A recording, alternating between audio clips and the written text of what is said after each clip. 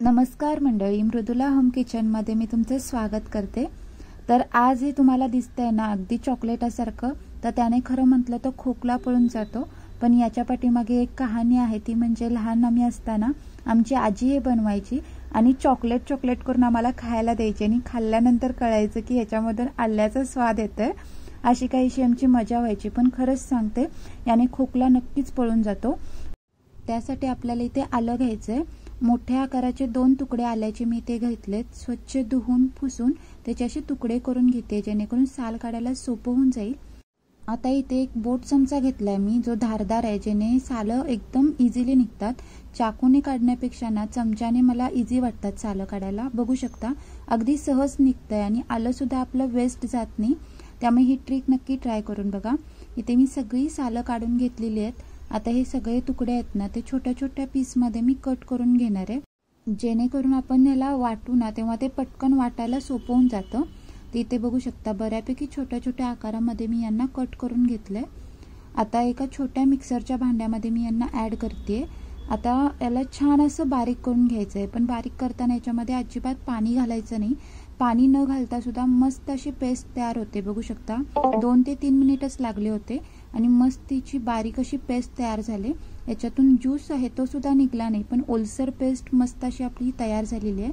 आता इथे मी जेवढी पेस्ट होती ना ती मोजून घेतले। पाऊण वाटी भरली होती, तर त्यासाठी 1 वाटी भरून मी किसलेला गूळ घेतलाय। गूळ आहे तो किसूनच घ्यायचा, म्हणजे मेल्ट व्हायला सोपं होऊन जातं।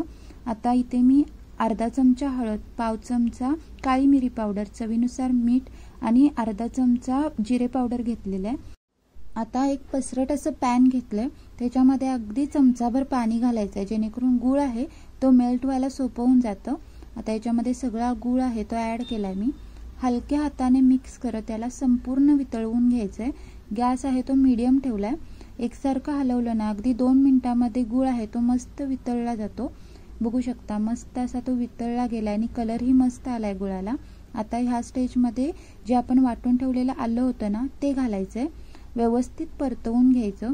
गुळामध्ये आल्याचा किस आहे तो व्यवस्थित मिक्स झाला पाहिजे। जसा तो मिक्स होईल ना तसं आल्यातील पाणी सुटायला सुरुवात होते आणि मिश्रण आहे ते बऱ्यापैकी पातळ व्हायला सुरुवात होते। आल्यातील पाणी सुटायला लागलं ना की आपल्याला गॅस थोडा मोठा करायचा आहे आणि याला परतवून घ्यायचं आहे। एकसारखं मिक्स करत राहायचं, जेणेकरून ते खाली लागणार नाही।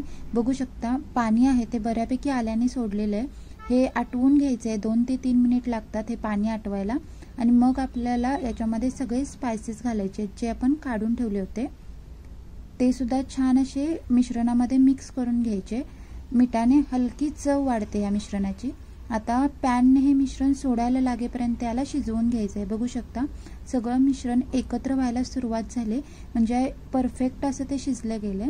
आता एका ताटाला मी तूप लावून घेते।